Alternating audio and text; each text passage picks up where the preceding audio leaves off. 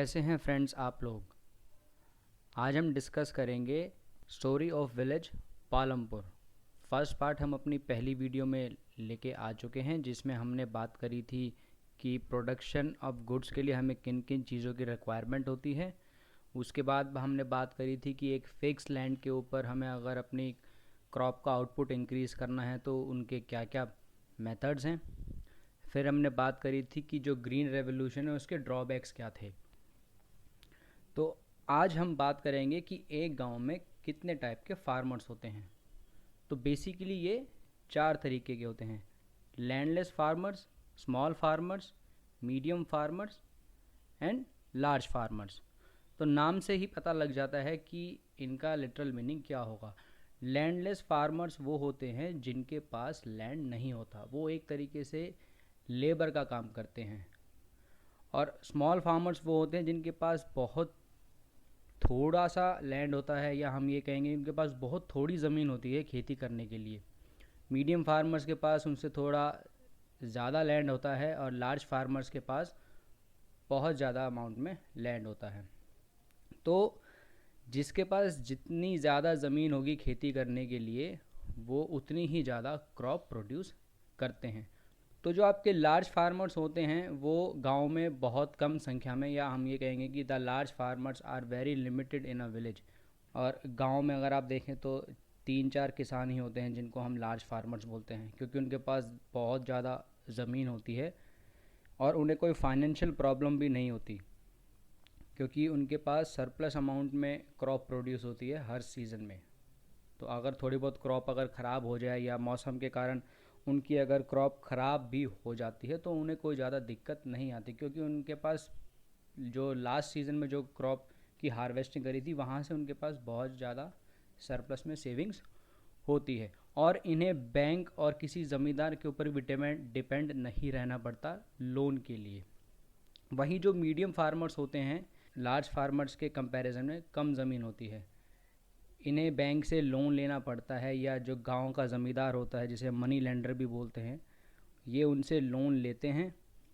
फिर वो खेती करते हैं, और खेती करने के बाद जब क्रॉप की हार्वेस्टिंग करते हैं तो उस क्रॉप को मार्केट में जाके बेच के आते हैं, वहाँ से कुछ प्रॉफिट अपने पास रख लेते हैं, और बाकी पैसे से ये जो इन्होंने लोन ले रखा होता है, अपना जो कर्ज़ा, मनी लेंडर को पैसा दे के अपना कर्जा बचा लेते हैं। जो प्रॉफिट अर्न ये करते हैं वो लार्ज फार्मर्स के कंपैरिजन में कम होता है।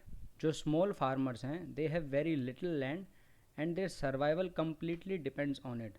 वो सिर्फ अपनी उस ज़मीन के ऊपर जो उन्होंने क्रॉप उगाई है वो सिर्फ कम्प्लीटली उसी पे डिपेंड होते हैं, क्योंकि जितना वो हार्वेस्ट करते हैं उतना वो अपने लिए यूटिलाइज़ कर लेते हैं। उनके पास इतना सरप्लस होता ही नहीं कि वो उस क्रॉप को जाके मार्केट में बेच के आएँ। वहीं जो लैंडलेस फार्मर्स होते हैं उनके पास कोई लैंड नहीं होता। They are a kind of labours who works in large और medium farmers field and earn their livelihood. ये लोग लार्ज फार्मर्स और मीडियम फार्मर्स की ज़मीन पे जाके डेली बेसिस पे काम करते हैं, और बदले में उनको अपनी डेली वेज मिलती है।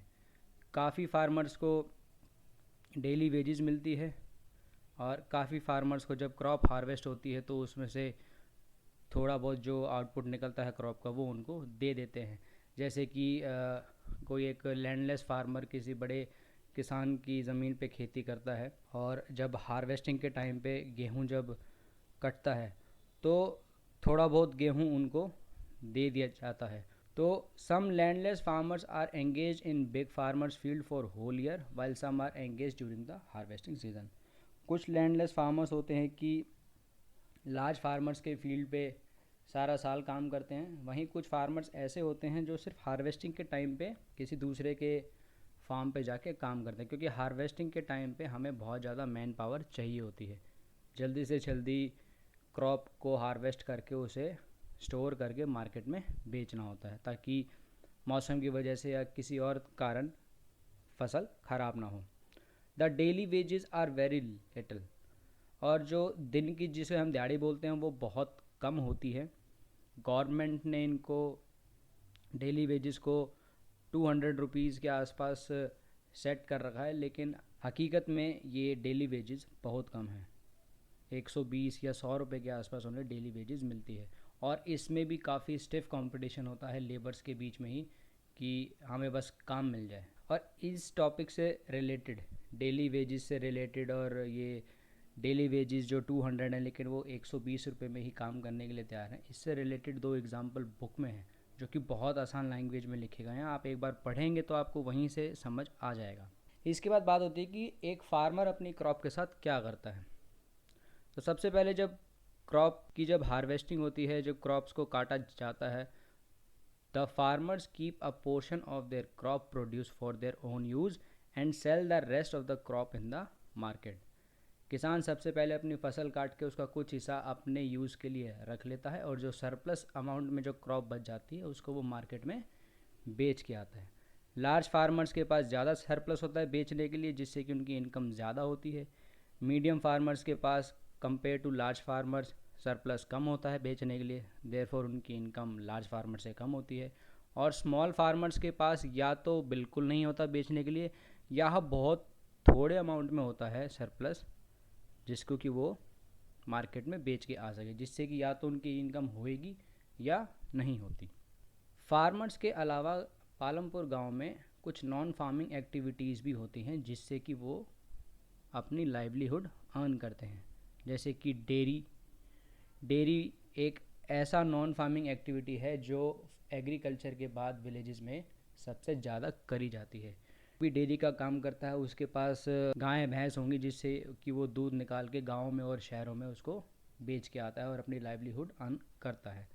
स्मॉल स्केल मैन्युफैक्चरिंग में हो गया, गाँव की साइड गुड़ बनता है, गन्ने का जूस, मिट्टी के बर्तन बनाने, ये सब काम आते हैं आपके स्मॉल स्केल मैन्युफैक्चरिंग में।